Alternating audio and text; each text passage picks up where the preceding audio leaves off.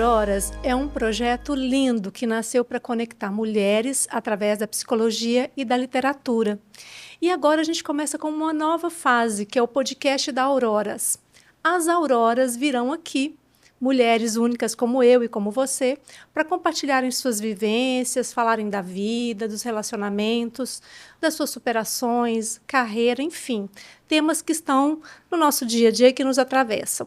Para isso, a gente vai sempre olhar pelo viés da psicologia sistêmica, que vai nos guiar em relação a uma teoria que nos sustente na área da psicologia. E hoje eu tenho uma alegria imensa de começar esse projeto com uma pessoa que eu admiro demais, e eu quero que vocês conheçam, que é a Lisane Bittencourt. Liz, obrigada por você ter topado essa prosa, esse bate-papo, e eu queria que você começasse já me respondendo uma pergunta, uma provocação, tá? Vamos lá. É um bate-papo nosso que vai falar desses temas todos, tá?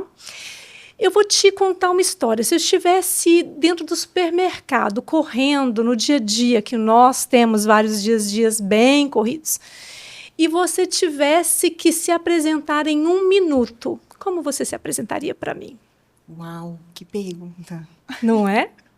Que pergunta, né? Porque eu trabalho com imagem, então, assim, sempre estou buscando essa questão do autoconhecimento. Por quê? Quando a gente expressa aqui de fora, é o que a gente é lá dentro, né? Então, é algo que está dentro desse processo mesmo de autoconhecimento. E tem até uma dinâmica que eu faço, às vezes, é das pessoas falarem os adjetivos do colega do lado, da amiga que ela conhece e tal. E sempre, na parte da gente falar de nós mesmos, é muito mais difícil, né? É muito mais difícil. Mesmo a gente estando nesse processo aí de autoconhecimento. Mas, assim, se eu fosse me apresentar, em 1 minuto, aquela coisa do rapidinho, né? Como se eu estivesse num elevador, eu me apresentaria... Poxa vida!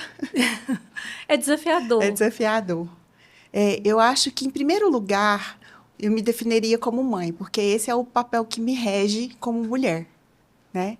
E aí, essa questão do mãe, trabalho com imagem pessoal, sou uma pessoa que, enfim, gosta muito do que faz e procura sempre desenvolver um olhar mais amplo pela vida, né?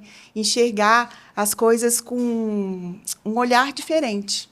Porque é até interessante, quando você me fez o convite, se você me permitir, eu, como comunicóloga, gosto muito dessa história de linguística, raiz da palavra, etimologia, para entender qual que é a profundidade daquela palavra, dos adjetivos e do que a gente está nomeando, né? E aí eu fui atrás do significado de aurora, né? E aí eu anotei aqui, eu quero ler, só para não ter o risco de esquecer, porque eu achei muito interessante. Alvor do dia, ao romper da manhã, levante. Luz que anuncia o sol, as primeiras manifestações de qualquer coisa. Princípio. Um ciclo que se abre com suavidade, mas com potência.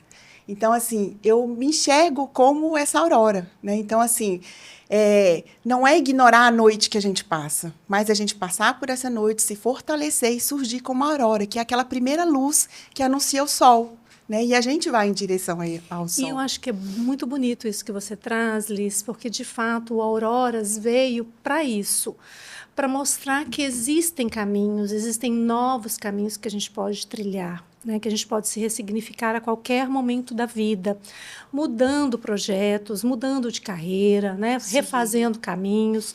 E a gente não tem mais esse limite que muitas vezes outras mulheres tinham em relação a questões de idade, que às vezes uma cultura e até a sociedade mais ou menos nos estabeleciam, né? Essas fronteiras. Hoje não. Hoje a gente já passou um pouco disso e a gente tem vencido esses pequenos desafios. E sim, o Auroras veio para mostrar essa luz de novos projetos, de novas caminhadas, né? E tem a ver com tudo isso mesmo. Perfeito. Que bom que você procurou. Sim, que bom que você vai ser agora uma das nossas Auroras. Com e que prazer. vai, né, estar conosco caminhando. O encontro do Auroras, ele sempre se dá em torno de literatura, né? E sempre traz ali uma visão dos personagens, dos seus dramas e com viés mesmo de análise psicológica. E é bem interessante. Você me citou na sua fala a questão da maternidade.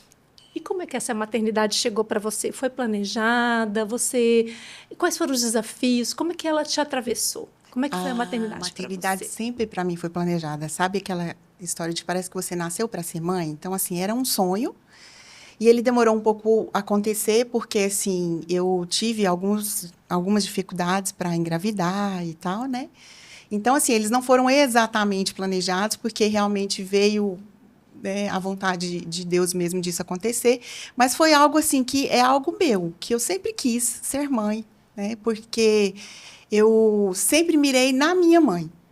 Porque eu vi a forma dela desempenhar o papel de mãe e sempre admirei ela como pessoa por desenvolver tão bem aquilo, sabe? Aquela orquestra, né? Ela meio que orquestrava mesmo. Minha mãe, ela foi separou muito cedo, nós 3 irmãos muito pequenos. E aí eu comecei a admirar a maternidade nesse sentido, né? Assim, a ausência do meu pai trouxe traumas, porque a gente sabe que sim, né? Trazem, mas eu direcionei muito meu olhar para a questão da minha mãe, como ela desempenhou aquilo. Então, esse desejo já nasceu quando eu era pequena ainda, né? E aí aconteceu que eu tive dificuldade para engravidar, eu entrei em menopausa precoce, e aí a médica, eu fui na médica assim, em outubro, mais ou menos, tentando engravidar, e ela falou, olha, você tem pouquíssimas chances, só se você fizer um tratamento e tal. Fiquei muito triste mesmo, arrasada. Eu falei, então tá, beleza. O que tiver para fazer, eu vou fazer. Vamos deixar para pensar nisso o ano que vem. Isso era em outubro. Sibéria, quando foi em dezembro, eu comecei a sentir os sintomas. E aí fui procurar, minha mãe me insistindo. Nunca achei que fosse gravidez, né? Minha mãe, você precisa olhar porque você não pode ficar dessa forma. Aí fui atrás e descobri que eu estava grávida do primeiro filho. Olha, E aí, que quando eu legal. fui à médica, ela olhou meu exame e falou assim, não, vem cá que eu vou fazer a questão de checar. Fui lá no aparelho de ultrassom de novo para ver. Não, realmente, você está grávida de tantos meses e tal. E aí, assim, aconteceu o primeiro milagre na minha vida, né? Porque a gestação, ela já é um milagre, da forma como foi também. E aí, ela virou para mim, e no dia que eu fui dar à luz, ela falou, eu vou fazer questão de checar os seus ovários. Porque isso não é inacreditável o que aconteceu. Então, ela olhou, olha, ela até usou o termo, seus ovários são mequetrefes, Lisane. Realmente, se você quiser uma outra criança, você vai ter que deixar aí, vamos ver se vem. E aí, Sibéria, um ano depois eu engravidei de novo da minha segunda filha. Nada, não é? Exatamente. Acabou dando tudo certo. Tá bom. Liz, mas mesmo a gente desejando muito uma maternidade, ela tem pontos delicados, difíceis. Quais foram os pontos mais difíceis, desafiadores para você na maternidade? Os pontos mais difíceis, essa questão, por exemplo, da parte do puerpério, né? É meio que um choque mesmo, assim, é um misto de sentimentos que a gente não consegue definir. O que você está sentindo? É tanto amor, mas, ao mesmo tempo, você fica, gente, será que essa fase vai passar? Porque é tão difícil, onde que estou eu dentro disso tudo aqui, né? É uma mudança de identidade. É uma mudança de identidade, exatamente. Isso mesmo. Eu falo que quando a gente é mãe, assim, a gente vira uma outra pessoa. Realmente, a gente renasce. Né? Porque o espaço que a gente tinha para o nosso próprio egoísmo já não existe mais, porque a gente pensa. E você sabe, Liz, que a depressão pós-parto é uma realidade, né? Nós que somos psicólogos, nós temos um olhar muito especial por essa fase. Muitas mulheres desenvolvem e, às vezes, a sociedade negligencia ou desconhece o estado, né, puerperal como uma condição muito especial da vida da mulher e que afeta também a saúde emocional. Você sentiu alguma coisa na época? Eu senti. Eu achei que eu estivesse até com depressão. Assim, eu não cheguei a ser diagnosticada. Nessa época, eu não fiz terapia. Mas, e aí, como minha mãe passou um tempo comigo, eu morava em outra cidade, depois ela foi embora, eu achei que eu fosse enlouquecer, sabe? Assim, com aquilo tudo, sozinha. E aí eu peguei e falei, não dou conta. E comecei a sentir sintomas físicos mesmo, de questão de ansiedade. Tipo, minhas pernas ficavam inquietas, eu não conseguia dormir, eu não conseguia descansar. Não conseguia descansar. Exatamente. Ansiosa, sabe? Eu olhava para o relógio, não via a hora do meu marido chegar para poder ficar com a criança, porque eu estava assim... Queria entregar para o primeiro que aparecesse, exatamente, que você se sentisse segura em fazer isso. Segura. É meio assim... Dividir um pouco, né? Talvez essa maternidade muito vivenciada, de modo isolado, ainda muito no país, né? Essa questão da cultura que o cuidado maternal é muito da mulher, e não necessariamente. Exatamente. Hoje a gente já tem algumas discussões. Tem um livro maravilhoso da Vera Iaconelli, que ela fala, se chama O Manifesto Antimaternalista. no qual ela faz toda uma caminhada sobre o mito materno, o mito do amor materno, e ela vai rediscutir essa maternidade conosco, né? Às vezes, nós somos levados por acreditar que só tem uma forma de maternar. Não, tem muitas formas. E, às vezes, até a opção por não ser mãe, hoje também tão bem discutida, e que também é uma questão que precisa ser ouvida e de uma forma sensível, que a escolha é de cada uma de nós. Na verdade, ser mãe, não ser mãe, há possibilidades de ser feliz e há possibilidades múltiplas também de se realizar como mulher, não somente na maternidade, né? Você disse que a sua mãe te influenciou. Na psicologia sistêmica, nós discutimos muito a questão da co-construção de vida, né? Nos relacionamentos. A sua relação com a sua mãe, como é que ela é? Ela é muito boa. Hoje eu enxergo que assim, uma relação muito madura, sabe? Muito próxima. A gente tem um laço muito forte, muito, enfim. Mas em determinado tempo, depois, inclusive, que eu comecei a fazer terapia, que eu comecei a enxergar isso, né? Assim, a minha relação com a minha mãe era muito, às vezes, de aprovação. Uma busca. Uma busca. Por Exatamente. legitimar você naquele lugar profissional, de mãe, de esposa, de mulher. De mulher, de aprovação, e isso desde criança. Então, e depois eu fui entender que tudo isso tinha muito a ver com a relação com meu pai, com aquela situação assim, de relação de rejeição, de abandono, e que eu agia daquela forma, buscando sempre aprovação, enfim, por medo, às vezes, de perder aquele meu lugar que eu já tinha perdido com meu pai, né? Então, durante certo tempo, eu fui muito essa pessoa com a minha mãe, de realmente sempre ser aprovada, sempre fazer o que ela gostava. Então, às vezes, eu acabava perdendo um pouco a minha identidade nessa relação, né? Em função de suprir esse trauma.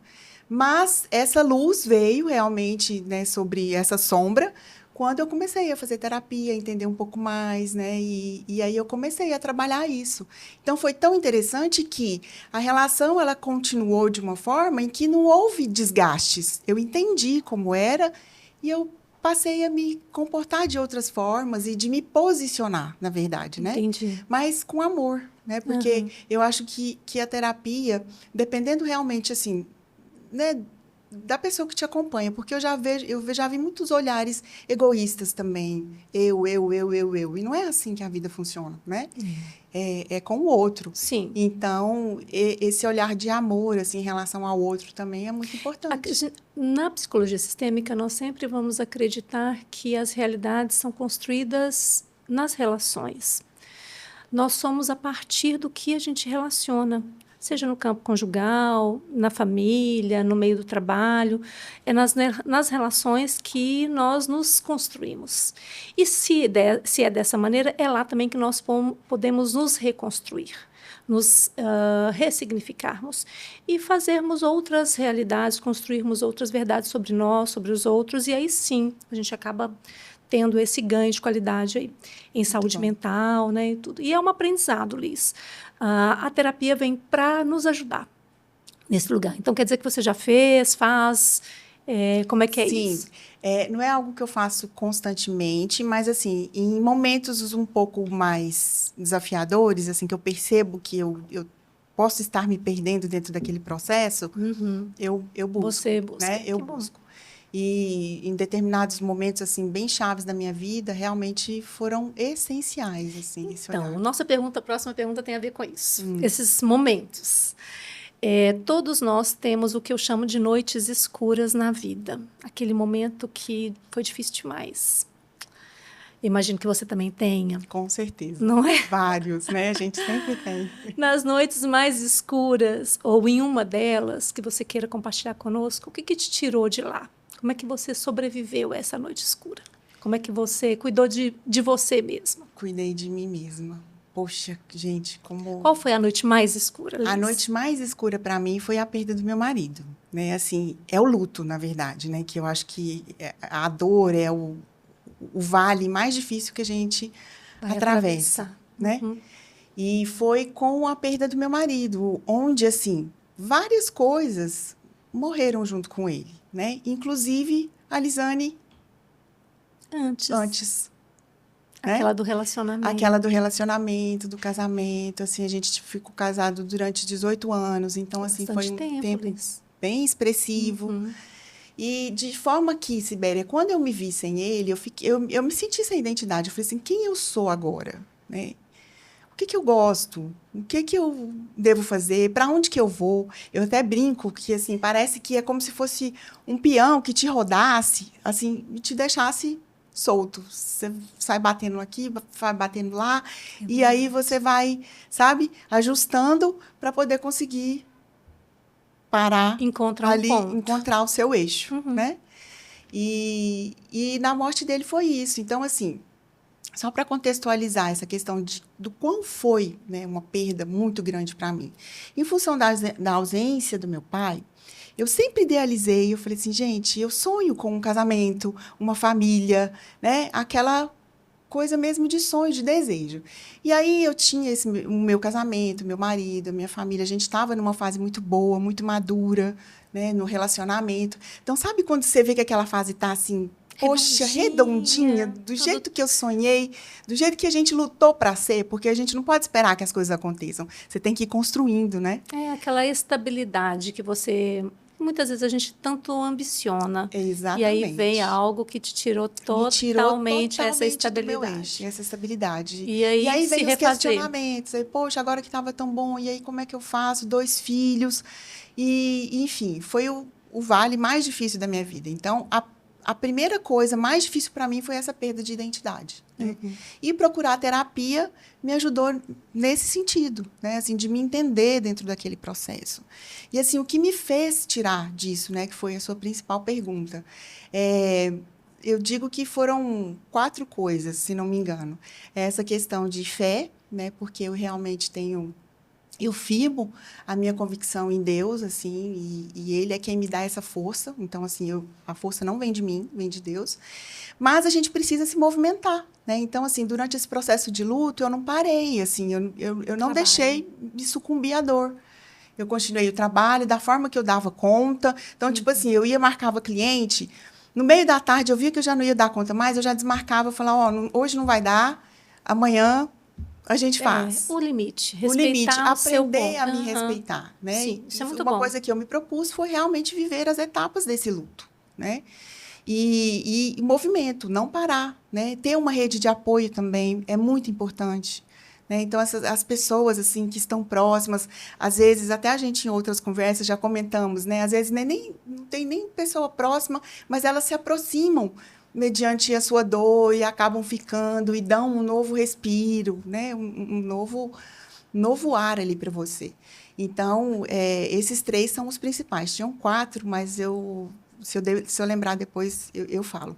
Mas esse tripé, sabe? Esses pilares, eles são muito importantes, assim, porque a gente não faz nada sozinho. Rede de apoio é muito bacana. Acho que sempre tem alguém que caminha conosco, para além de um apoio, às vezes, que pode ser que surja a necessidade de um profissional, porque o luto é luto e nós sabemos que às vezes dói demais caminhar nessa noite escura sozinho, né? Mas eu acho que amizade, família, propósito de vida, trabalho é um conjunto de coisas que você traz muito bem, né? Que ajudam de alguma maneira a gente a encontrar um caminho nessa noite muito escura.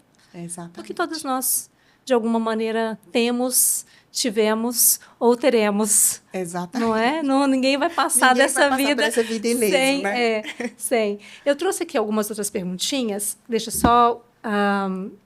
como que as escolhas profissionais, Liz, influenciaram na sua formação de identidade, de família? Como que a sua profissão te moldou, de certa maneira? Eu sou apaixonada por comunicação. Desde pequena eu já sabia que eu queria algo em comunicação. Tanto que eu tinha 7 anos de idade, eu lembro lendo livros como se eu estivesse apresentando um telejornal.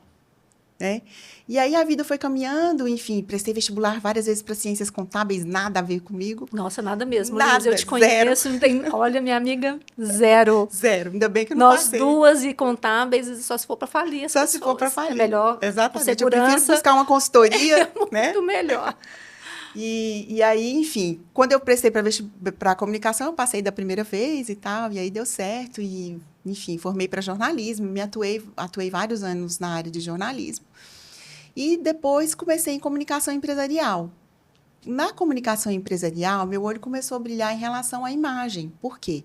Eu comecei a perceber que o quanto a imagem e reputação da empresa que eu trabalhava, ela fazia com que as pessoas se apaixonassem por aquilo, né? Verdade. E aí eu comecei a estudar um pouco mais sobre isso, sobre branding, imagem. E aí, quando eu saí dessa empresa, eu já saí com essa chavinha virada. Eu falei, olha, agora eu quero investir na parte de imagem. Sair da comunicação verbal para a comunicação não verbal, né? Porque imagem não é você só aprender a se vestir, é você se expressar com o que você veste, sim. né? E isso fez Comunicar. É comunicar. É comunicar. E isso fez total sentido na minha vida, né? Porque eu falo de Sibéria que a gente ajuda a transformar as pessoas naquilo que a gente é transformado, né? E a imagem me ajudou muito nesse processo. Por ser uma menina muito tímida na minha adolescência, eu buscava me esconder atrás das minhas roupas.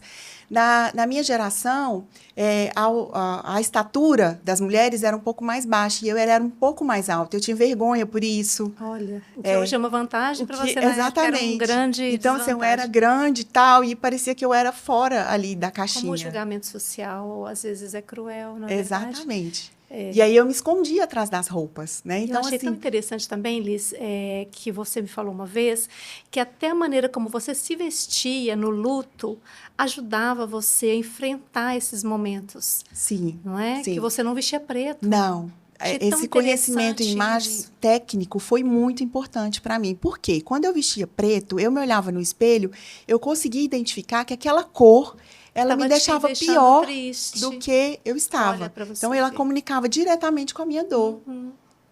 E aí eu passei e falei, não, eu vou escolher roupas mais coloridas. Enfim, eu comecei a usar laranja, cor-de-rosa, verde. Você pode ver.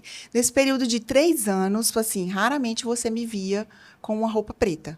Porque era uma forma de realmente tentar trazer mais alegria, mais energia para o meu dia. Era mais uma forma de você se oxigenar e meio que ajudar a renascer. Exatamente, ajudar a renascer de alguma maneira, né? E as cores, elas têm total influência nisso. Como a gente fala de códigos visuais, né? Sim, de sensações. O tempo todo está falando sobre isso, da mesma maneira que a psicologia também está dentro do marketing, da publicidade, porque vai lidar com essa questão do desejo, de acionar as emoções das pessoas. Então, acaba que nós duas estamos lá, de alguma forma, como profissionais. Exatamente. Tá? Eu falo que assim, eu não faço terapia, não, mas eu ando de mão dada ali com a psicologia, não tem entendeu? Como desassociar exatamente. Uma coisa com a outra. As emoções ligadas, e os sentimentos. Tudo que a gente veste, até os nossos próprios traços naturais, Sibéria, tudo causa sensação nas pessoas, né? Então, a gente ter esse conhecimento, nossa, a gente consegue ter escolha muito mais consciente. A gente parece que... sai do automático. É mais intencional. É mais intencional. Eu também concordo com isso. Liz, a gente já está caminhando um pouco para o final, mas eu tenho 2 perguntinhas finais para você. Que papo delícia. Se você pudesse dar um conselho para uma menina que você foi um dia, lá atrás, aquela menina tímida, que conselho que você daria para a Liz lá do passado? Conselho que eu daria para aprenda a dizer mais nãos, né? Diga não, seja clara naquilo que você deseja. Você vai passar por vários processos, mas esses processos vão te tornar muito mais forte, vão te lapidar como diamante. Ixi, eu estou até me emocionando. Que bom, esse é o espaço. Exatamente. E para que você também possa repartir isso com outras pessoas. Liz, é isso mesmo. E quando você diz dessa questão de saber dizer não, é também autoconhecimento. Uma pessoa que não conhece os seus limites, ela tem muita dificuldade de dizer não. E ela vai aceitando. Sim. E ela vai ficando boazinha. Todo mundo fica feliz, menos ela. Menos ela. Então, eu acho que é um conselho maravilhoso esse mesmo. Para essa menina de ontem. E que também está aí. Né? Graças a Deus, assim, cheia de força, né? E assim, ressignificando tudo, né, Sibéria? E é bonito isso. Essa caminhada é bonita.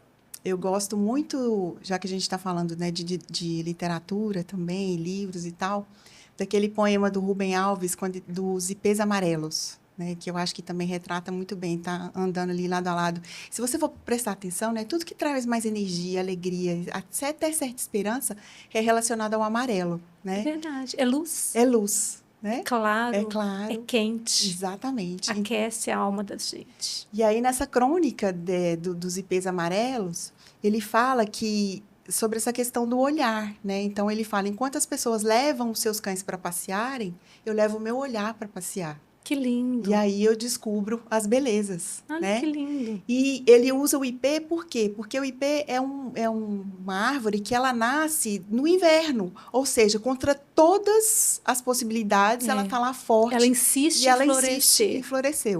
É florescer. verdade. E ele chama isso até de ponto amarelo. Tanto que a gente observa as florestas e de repente você vê um ponto amarelo, é um ipê maravilhoso, perdido Resplandecente no lá meio naquele no meio, meio daquela seca, naquele no inverno, meio ele está daquele lá inverno. resistindo, Né, não exatamente. é? Então, assim, eu me sinto também, e eu imagino que as auroras também que te acompanham, como isso, como esse P, como essa aurora, essa luz de início, né, que a gente consegue transformar o caos em beleza. Não é romantizar a sua vida, porque o romantizar fica meio assim, te deixa meio estática e você É, e não é não rompe, real, não é não é real, não real. se sustenta, gera mais dor e Exatamente. sofrimento, porque é mais cobrança por uma coisa que não existe. Exatamente. Mas Mas eu é acredito você. que saber olhar a vida com otimismo, mesmo sabendo dos momentos difíceis, é uma escolha também, muitas Exatamente. vezes. É encontrar essa E chorar beleza. quando precisar chorar, procurar ajuda quando for necessário que essa ajuda venha. A gente não tem que dar conta de tudo. Uma outra coisa, um ponto também que eu me descobri dentro desse processo, essa questão de eu achava que eu era uma pessoa que aceitava ajuda. E não era bem assim. E não era assim. Eu sofri É para verdade. poder as pessoas querendo me ajudar e tudo, e eu assim, gente, eu acho que eu não sei receber ajuda. É. E eu aprendi É que lidar com a própria isso vulnerabilidade. é Aceitar que naquele momento você vai precisar porque você não está dando conta. E está tudo certo. A e tá vida tudo certo. é feita disso. Mas é que a gente é treinada para dar conta de tudo, ser super mulher, dona de casa, mãe profissional e tantas E outras parece que se coisas. você não der conta, você está falhando, né? De É, alguma e não é um forma. E jogo não muito é, não, justo. Eu não acho que é. nós mulheres, a gente já está começando a ver que é possível fazer de outra É forma. possível fazer de Eu outra acho que o Auroras vem para isso, para discutir esses outros lugares, essas outras possibilidades. O Auroras vem para que nós possamos ter esse papo gostoso. Quando eu pensei o Auroras, foi porque eu adoro tomar um café da tarde com as minhas amigas. Você sabe bem disso, porque a gente já tomou vários. Sim, E é sempre uma delícia. E cada um deles me traz um aprendizado. Às vezes eu vou embora para casa lembrando daquela conversa sobre o que eu aprendi ali.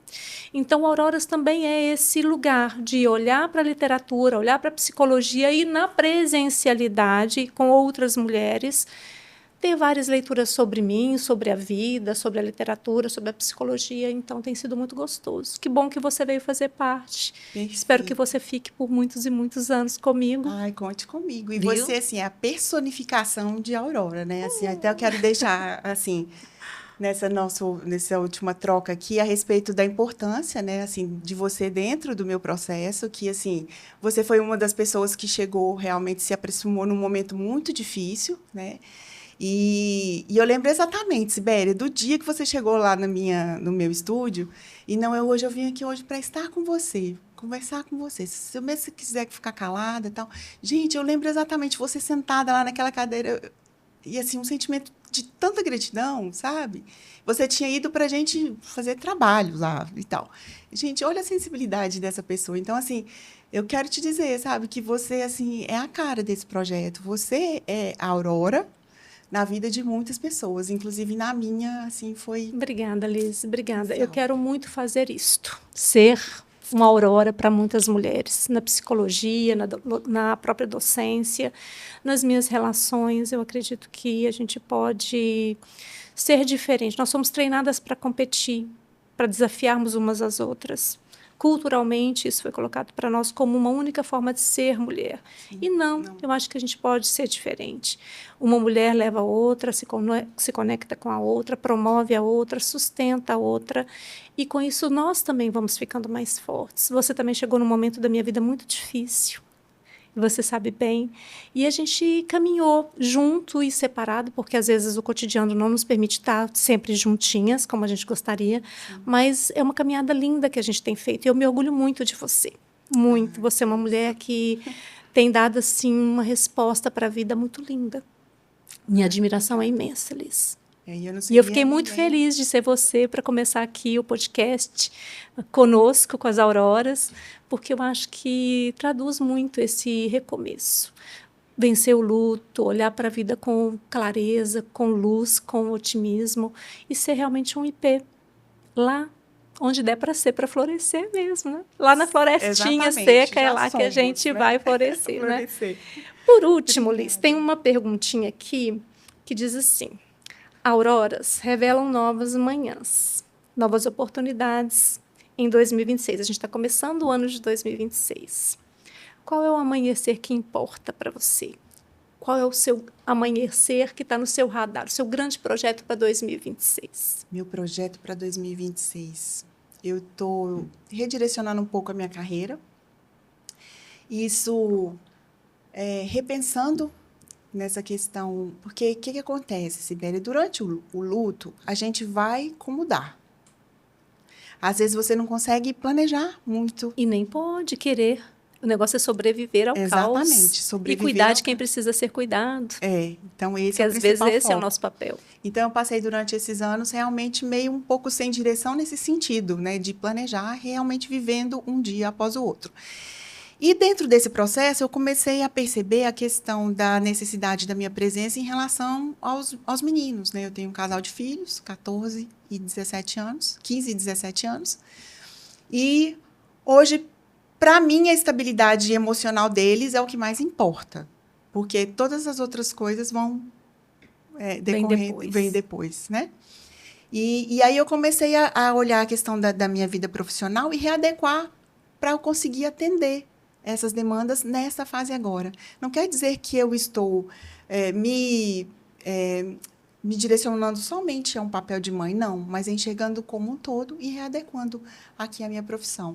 Então, assim, eu estou dividindo agora a consultoria de imagem, a gente também tem uma empresa familiar, eu estou adentrando aí nesse universo de investimentos, empresária. Investidora. Já estou nessa transição já tem 1 ano, mais ou menos. E, assim, novos olhares. Então, isso, para mim, é um grande desafio para 2026, né? Assim, é uma área realmente que não tem nada a ver com o que eu faço hoje, mas eu estou me sentindo realizada e brilho nos olhos por estar aprendendo novas coisas. Né? E é lindo esse processo da transição de carreira. É olhar pela caminhada, ver que ela tem muito sentido, que ela trouxe grandes frutos, que você foi sensacional naquilo, mas que você quer mais da vida. Ocupar outros espaços, ter outras habilidades.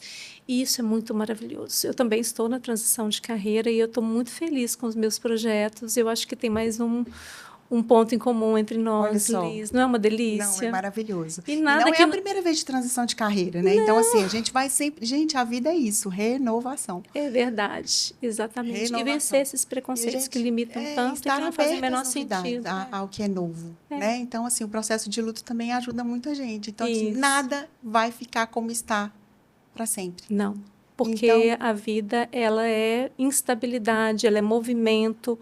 E a psicologia sistêmica também fala muito sobre isso. Não, maravilha, que seria de Trouxe uma lembrancinha para você, para registrar a sua entrada oficial no Grupo Auroras. Gente, mas isso aqui é um espetáculo. A gente estreia o programa, ainda ganha presente. Liz. Espero que você goste. Amém. Vamos ver. Quer que eu abra? Pode abrir. Ver se eu consigo abrir aqui. Tá difícil aí? Não, vai dar certo. Muito lindo. Espero que você Que maravilhoso. Utilize para registrar seus projetos, para que você Tem um aqui? Acho que não. amanheça em 2026 2026 com novos projetos, novas conquistas. Nossa, maravilhoso. Amei, amei, amei, amei. Seja E eu bem-vinda, sou da minha pessoa amiga. da Eu também escrita. amo escrever. Todos os meus projetos. Obrigada, Liz. Muito obrigada. Foi uma um alegria prazer. te ver aqui, tá? E agradeço demais. Foi lindo. Nossa, eu desejo que esse projeto possa alcançar muitas mulheres e Essa que é a a gente possa intenção. ser instrumento. Eu me coloco Isso. também como instrumento. Tomara. Quem sabe você não volta outro dia para a gente continuar esse À papo. vontade. Eu Estou vou à adorar. disposição. Obrigada. Obrigada a você, Liz. Tchau, tchau.